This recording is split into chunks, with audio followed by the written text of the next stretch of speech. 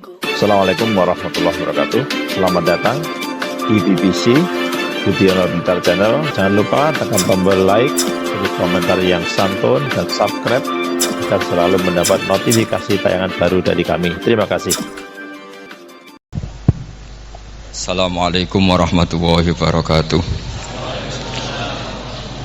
Bismillahirrahmanirrahim. Tabarakalladzi nazzala al-furqana ala 'abdihi liyakuna lil 'alamin nadhira. Allahumma shalli wa sallim ala sayyidina Muhammad wa ala alihi wa sahbihi wa barik wa sallim asma'in. Amma ba'du. Ingkang kula hormati Kyai Haji Abdul Hanan wa ahli baiti, sedanten kanca-kanca santri peminat ilmu tafsir dan ilmu hadis ingkang kula hormati. Berbicara tentang ilmu tafsir, ada beberapa ulama yang menghindari kata tafsir karena makna tafsir itu memaknai atau menduga apa yang dikehendaki Allah. Tentu itu sulit. Satu, bahwa faktanya kita sudah tidak bisa komunikasi dengan Allah karena tidak ada wahyu lagi. Sehingga dari kehati-hatian ini pernah suatu saat Abu Bakar ditanya, ma makna abban fi qaulihi ta'ala wa faqihatan wa abba. Beliau menjawab, saya tidak lagi pantas hidup di atas bumi, di bawah naungan langit, jika saya mengatakan naqulu fil Quran, jika saya harus berpendapat tentang Quran apa yang tidak saya ketahui. Itu kehati-hatian yang dilakukan Sayyidina Abi Bakrin As-Siddiq. Tapi teori ini berbanding paradok, berbanding ekstrim, ketika bahwa Quran itu diturunkan itu sebagai hudan, sebagai petunjuk, kedua sebagai bayanan, sebagai penjelas.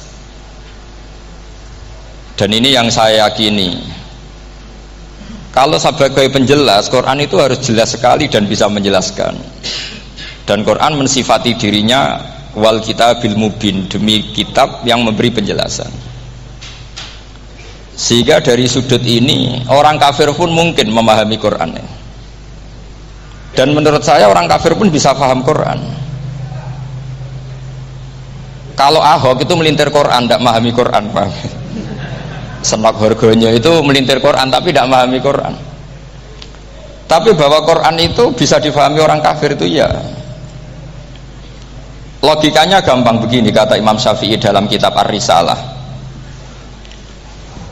Ketika Quran turun, itu pendengarnya itu tidak ada yang muslim, belum ada santri Kewagian, nggak ada santri Lirboyo, tidak ada santri Sarang.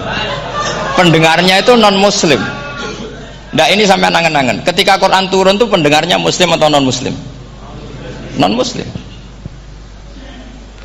Andai kan Quran itu turun tidak difahami orang kafir, maka lalu objeknya siapa, sasarannya siapa? Nah sebab itu akan aneh kalau kita yang mondok, misalnya ngaji Idqon, ngaji Alfiyah, ngaji Ulumul Quran, apa saja, kemudian Anda tidak paham Quran, padahal orang kafir saja bisa paham. Nah ini tantangan bagi kita. Sing kafir wae iso paham Quran, masa kita santri tidak paham Quran. Makanya begini, di antara awal-awal periode Makkiyah ada surat disebut Qul ya ayyuhal kafirun. Katakan Muhammad ya ayyuhal kafirun. Karena mukhatabnya atau lawan dialeknya Nabi adalah orang-orang apa? Kafir. Mereka paham ketika dijelaskan Quran, paham. Dan sebagian mereka menjadi mukmin karena paham. Itu termasuk isi makalah yang saya utarakan di sini. Mereka tanya, ya Muhammad, siflana rabbak amin dahabin amin nuhasin amin hajarin. Karena orang kafir jahiliyah itu punya tren yang namanya Tuhan itu fisik. Mereka punya Lata, punya Uzza, punya Hubal. Sehingga kalau Tuhan-Tuhan kita ini dari batu, Muhammad, katanya Anda punya Tuhan yang berbeda. Lalu Tuhan Anda ini dari emas atau dari perak. Turunlah ayat qul huwallahu ahad Allahus somad. Lagi-lagi mukhatabnya adalah orang kafir. Makanya ini juga akhirnya jadi ilmu madhab, ilmu tentang firqah-firqah dalam Islam, bahwa kesalahan terbesar orang Khawarij sebagaimana yang dikutip Imam Bukhari, nanti saya mencari di juz 4 atau di juz 3, pokoknya di bab babu qitalil Khawarij, karena Imam Bukhari punya adat diulang-ulang.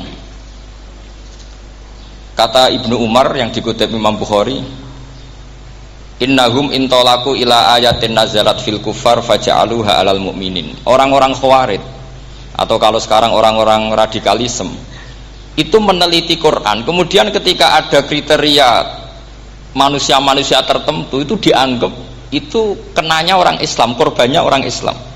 Padahal awal mula ayat ini turun untuk orang kafir atau kritikan pada orang kafir. Ini cilaka betul.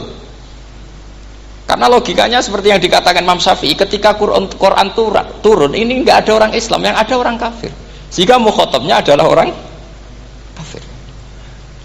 Tapi ayat-ayat ini nanti dipakai Khawarij untuk mengcounter orang Islam, sehingga mereka mudah mengkafirkan kita, karena pakai ayat yang dari awal Allah mengkafirkan orang kafir, sekarang ayat itu dipakai mengkafirkan orang Islam. Ini saking gebleknya orang apa? Khawarij. Makanya kata kitab Fathul Bari yang menyarai Bukhari itu, yang mendorong orang Khawarij seperti itu adalah jahluhum bisyariah. Memang mereka benar-benar bodoh, benar-benar goblok. Misalnya kita kiai atau kita ma'arif atau kita santri atau kita orang soleh, kemudian kita tidak bisa melakukan apa yang kita katakan, terus kita oke lah, kita kena kritik, misalnya atakmurunan nasa bil birri wa tansawna anfusakum wa antum taslunal kitab. Terus kita katanya bisa ngomong tapi tidak bisa melakukan, terus dikritik dengan ayat itu mestinya tidak tepat. Karena itu asbabun nuzulnya adalah orang-orang Yahudi, karena tahu bahwa sifat Rasulullah itu ada di Taurat, mereka menyuruh keluarganya itu masuk Islam, tapi mereka sendiri tidak mau Islam. Kemudian turunlah ayat atakmurunan nasa bil birri wa tansawna anfusakum wa antum taslunal kitab afala ta'qilun. Sekarang perbandingannya begini, misalnya ada orang Islam, taruh saja Zaid itu maling, ya maling, konsisten dia malingnya sampai tua. Terus menurut anda Zaid yang muslim ini, muslim, Zaid itu muslim tapi maling, jangan bilang maling tapi muslim, dia itu ya. Kemudian Zaid bilang ke anaknya, "Cung, kowe aja dadi maling, dadi santri sing soleh, sing maling bapak tok." Ndak. Ini menurut analisis usul fikih, ngomongnya Zaid itu benar apa salah? Benar kan? Nasihatnya ya benar, ngomongnya juga benar. Kamu tidak bisa ngeritik Zaid, kamu bisa ngomong tapi tidak bisa melakukan, tidak bisa. Fa innal amra bil ma'ruf wajib, wal qawla bil ma'ruf ya wajib, wal qawla bil haqqi ya wajib. Jadi itu hal yang berbeda. Misalnya fa innal amra bil ma'rufi wajibun, memerintahkan barang baik itu baik. Wa innal qawla bil haqqi ya wajib, mengatakan yang hak itu ya wajib. Berarti Zaid tetap kena khitab, kamu harus nasihati anak secara benar, kamu juga harus ngomong hukum secara benar. Lalu ketika Zaid ngomong hukum secara benar, cung ojo maling, maling ku dosa, cung ojo nerusno profesine bapak maling, maling itu tidak benar.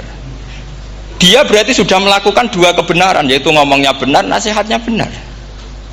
Dia salah, perilakunya tetap maling. Tapi jangan karena dia maling lalu omongannya enggak salah juga, berarti salahnya malah 3. Makanya ini pentingnya ngaji sama ulama, sama ahli usul fikih.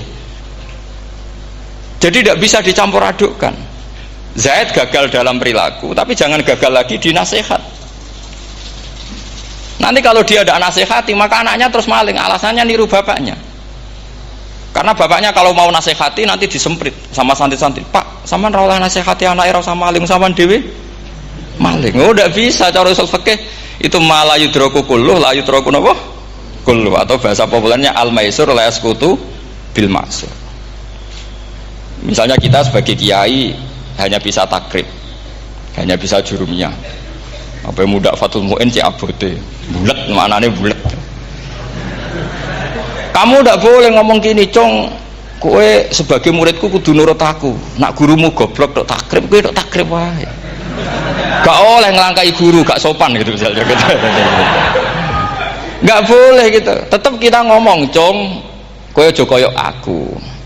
Kowe kudu alim Fathul Mu'in, alim Fathul Wahhab. Sama ndak bisa protes. Pak guru sendiri ndak bisa. Kebenaran tetap sebagai kebenaran meskipun kita tidak kuat melakukan atau tidak bisa melakukan. Lagi-lagi ayat itu sebenarnya ada untuk kita, untuk orang Yahudi, ta'murunan nasa bil birri wa tansawna anfusakum wa antum taslunal kitab. Sebab itu istidlal dengan Quran itu memang resikonya tinggi kalau tidak bagi mutabakhir, karena ya itu tadi, ini harus ada pengetahuan yang luas tentang asbabun nuzul, tentang kriteria. Nah, kalau terpaksa, saya katakan terpaksa, kalau terpaksa kita itibar itu boleh, tapi itu terpaksa. Bahwa Allah mengkritik orang yang bisa ngomong tapi tidak bisa melakukan. Tapi itu secara usul fikih itu runyam. Teori ini runyam sekali, fatal. Sama lihat tuh di kitab Bajuri atau di kitab-kitab fikih yang lain. Ketika Shahibil Burdah atau Shahibil Bur'ah itu yang Imam Busiri itu, Muhammad bin Busiri itu.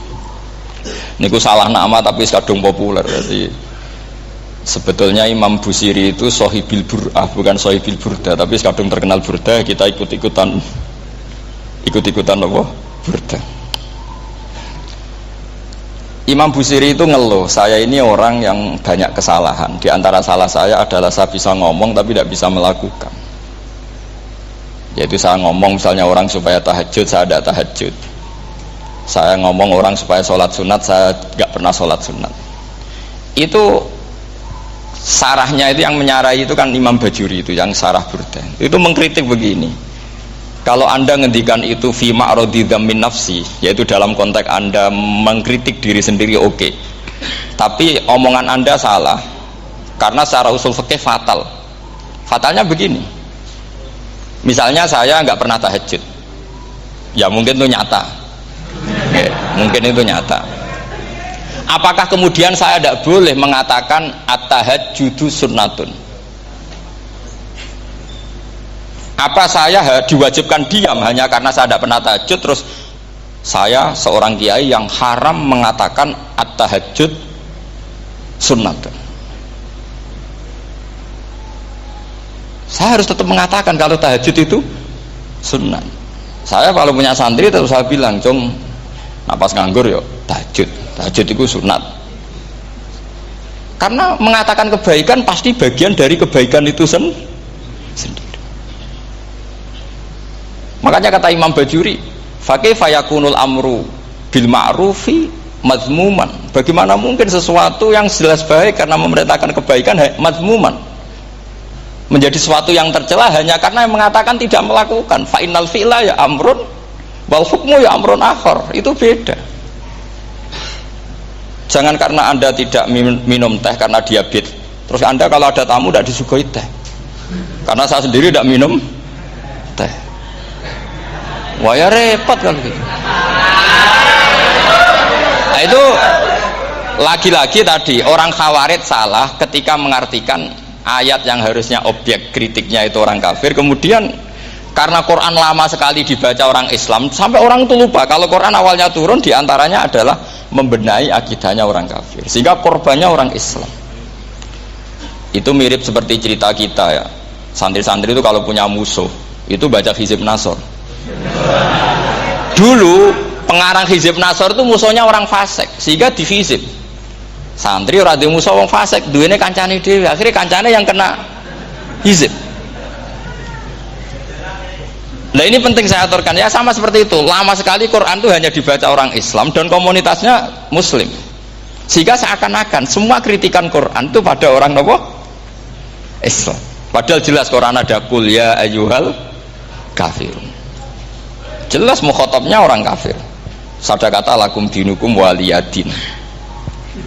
Nah ini penting kalau aturakan. Makanya kalau melihat itu, Quran jelas bisa difahami orang kafir. Bahkan banyak orang kafir yang menjadi Muslim karena faham maknanya apa?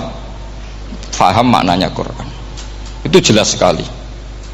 Itu masyhur sekali dialeknya Nabi dengan Walid bin Mughirah, dengan Utbah, dengan banyak sekali, termasuk dengan Abu Jahal, dengan Abu Lahab. Bahkan orang-orang kafir Quraisy itu menyewa namanya Musailamah Al-Kadzab. Kalau di sini umumnya baca Musailamah apa Musailimah? Trennya di sini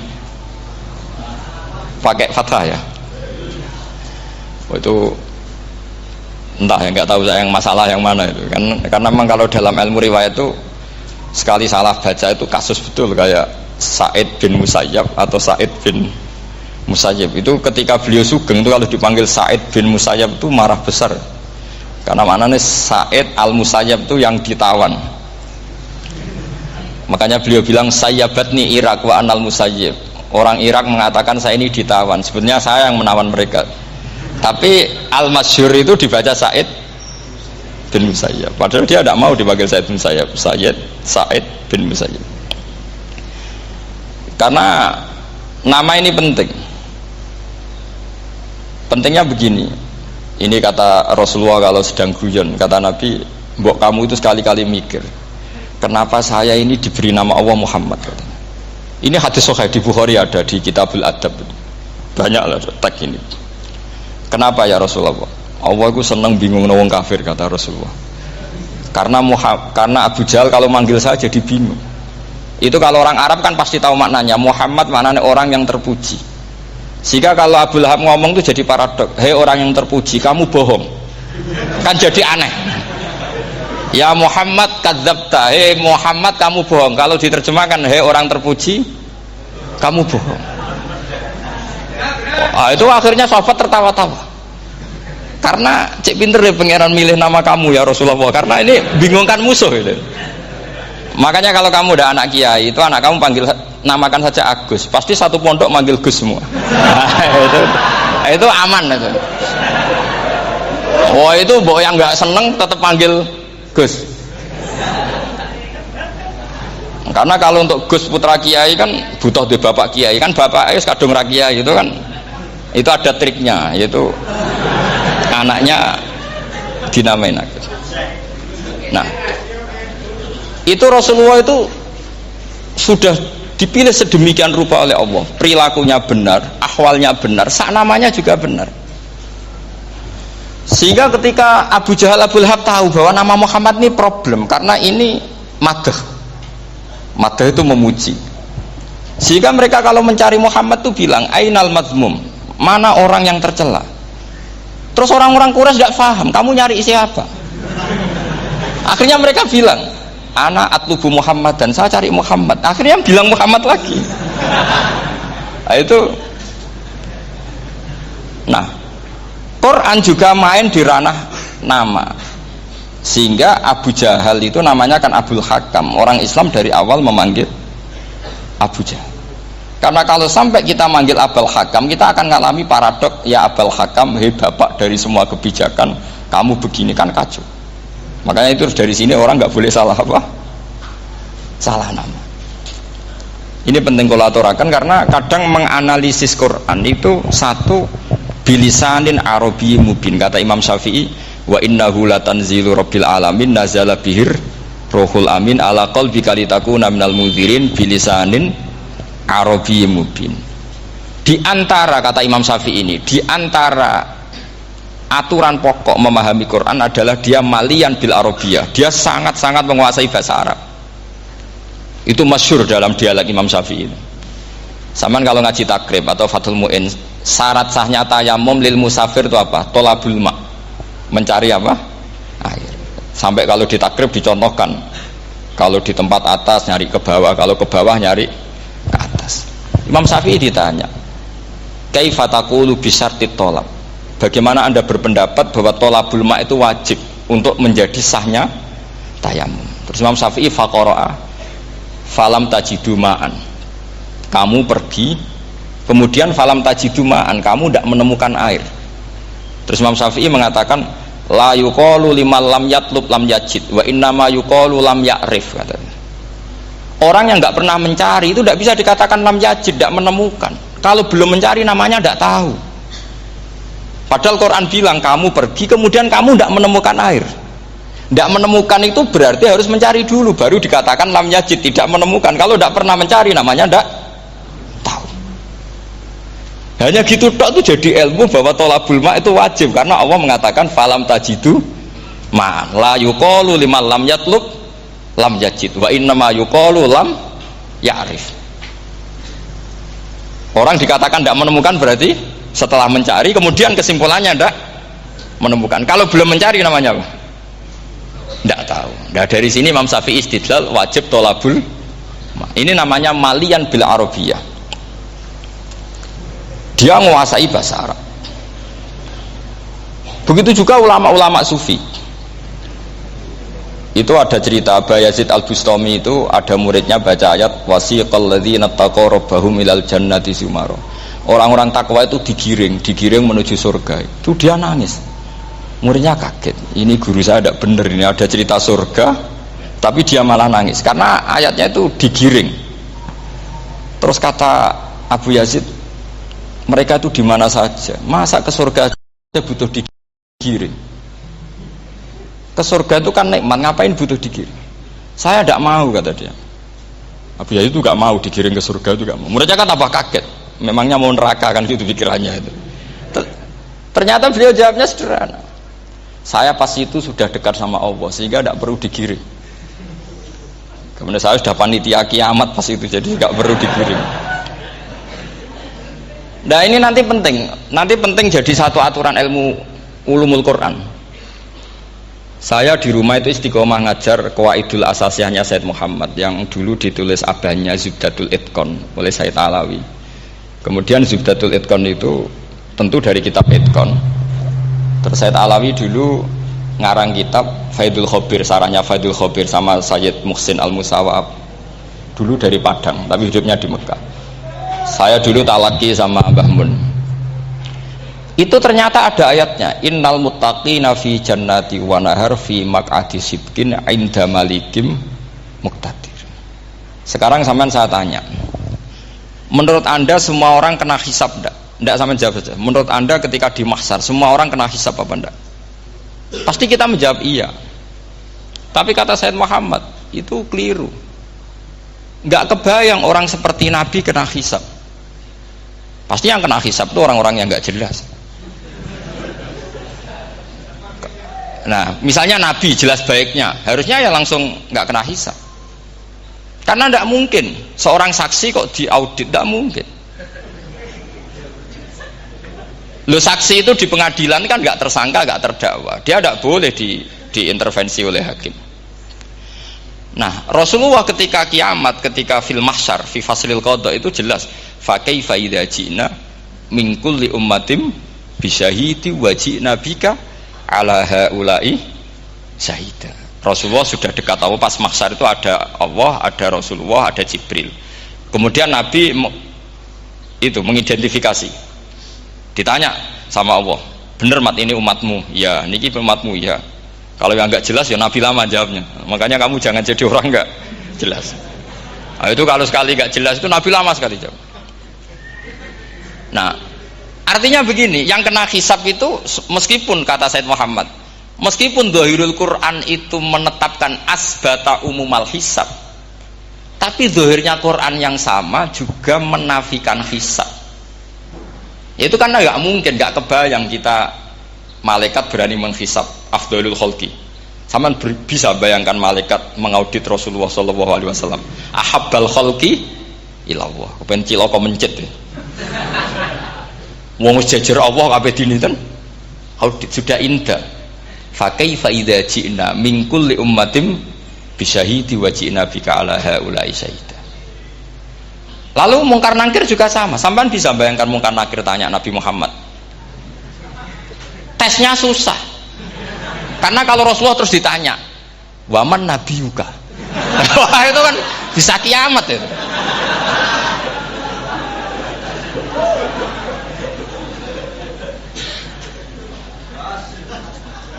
Paham ya? Makanya kata Said Muhammad, ini kan teman-teman tanya, biar caranya alim tafsirnya saja, sarannya 1 hafal Quran, 2 hafal Sahih Muslim, 3 semua orang sudah mati, tinggal kamu yang alim. Nah, itu, oh itu mesti aman itu. Nah kalau sampean tanya saya, apa buktinya Gus kalau orang tertentu tidak kena hisab? Ya buktinya tadi misalnya innalladzina qalu rabbuna Allahu tsummas taqamu tatanazzalu alaihimul malaikatu alla takhafu wala tahzanu wa absyiru. Mungkar nakir adalah malaikat penakut membawa ketakutan. Sementara para wali ini jelas malaikat kena konstitusi, malaikat harus mengatakan ke para wali alla takhafu wala tahzanu. Padahal Nabi tentu sayyidul auli. Para wali saja malaikat kena aturan kamu harus bilang alla takhafu wala tahzanu wa absyiru.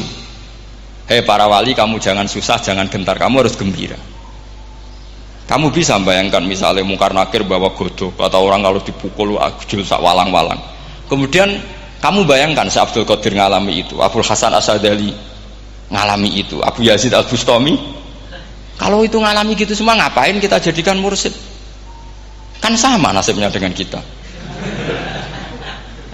Nah, Zahirul Quran mengatakan asbatal hisabah.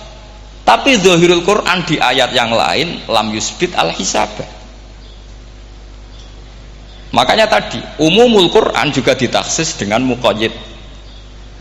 Yang mutlak ditaksis dengan yang muqayyad. Yang mujmal ya sama seperti itu, aturannya seperti itu, ditafsir sama yang mufassal. Sama orang kafir yang jelas, sampean bisa bayangkan malaikat ngaudit Fir'aun. Cek kurang penggaweane. Jelas eleke kok di audit. Misalnya Abu Lahab di audit, wah malaikatnya celaka mencet. Berarti dia gak percaya sama pernyataan Tuhan tabat yada abi lahabiu. Malaikat kok ngaudit Abu Lahab. Mungkin Gusti kula ceke. Nak menawi wonten api. Lho ki ora tau ngaji Quran tapi wong ayate tabat yada kok cek dicek.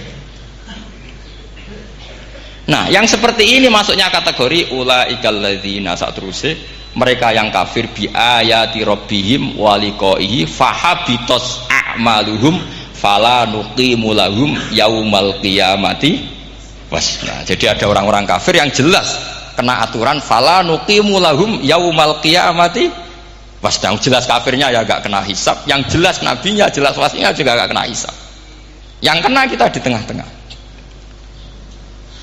Tapi ilmu itu ikut mainstream karena semua orang bilang ada hisab ya kita ikut-ikutan bilang, ya sudah gitu saja.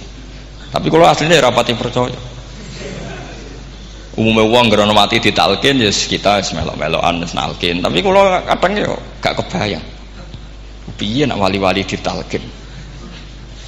Makanya ada di dunia wali itu ada cerita Rabi'ah Dawiyah, itu termasuk keramat beliau itu. Kali Imam Sibawi kan dalam cerita wali kan ditanya marabbuka, ngapunten niku man mausul napa istifham. Wah itu malaikatnya tidak pernah khataman alfiyah kan, repot. Kalau Rabi'ah Adawiyah lebih parah lagi, itu beliau tuh nangis sekeras-kerasnya, nangis terisak-isak, dia tersiksa. Ya Allah, engkau itu zat yang paling saya kenali dan harusnya semua makhluk itu kenal engkau, tapi ini hamba engkau tanya engkau itu siapa ya? Itu kan ini orang aneh kata gitu. Karena Allah itu adharud dzahir, kata sampai Imam Sibawi silakan a'raful ma'arif. Jadi wong ora ora wis geblek tenan dari Imam Sibawi. Imam Sibawi kan atas nama dia pakar nahwu pertama mengatakan domir paling makrifat di antara 6 isim makrifat, paling makrifat itu domir. Tapi meskipun gitu a'raful ma'arif Allah, yang paling makrifat dari sekian isim makrifat itu Allah. Artinya satu nama yang orang harus kenal semua. Makanya di antara keramat beliau ketika ditanya, wong kok ora tau ngaji fikih men ngaji nahwu wae. Gak tahu dia ngaji carane sesuci, carane iddah to, gak tahu ngaji nahwu. Terus dia tanya, "Bima fa'ala rabbuka?" Lalu Allah memperlakukan kamu gimana? Terus kata Imam Sibawi. Teman-teman, terima kasih telah menonton video ini. Semoga bermanfaat bagi kita semuanya. Amin amin ya rabbal alamin. Ini kita akhiri. Wassalamualaikum warahmatullahi wabarakatuh.